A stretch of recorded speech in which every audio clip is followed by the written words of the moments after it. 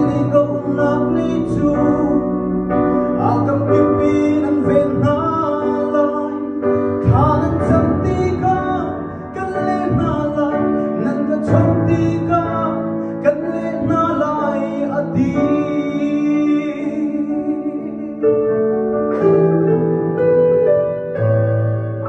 Patiyan pe kami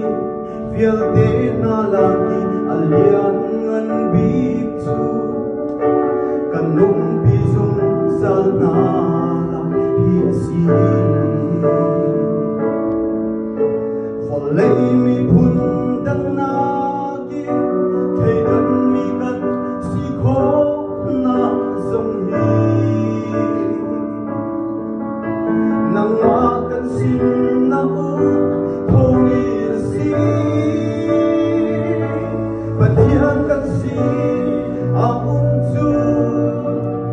Honi dagan daylan Nang makamoga Nang singkaungsong salan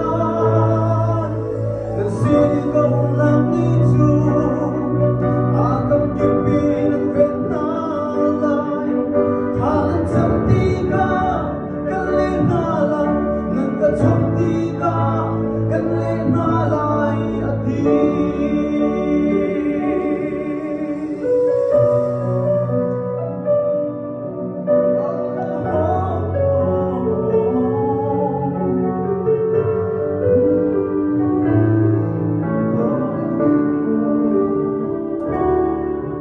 Aryan tiang tuanin ama tham chakle abia puan zong hi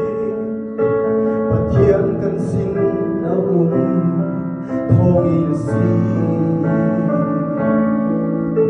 Volay mi pun vial dele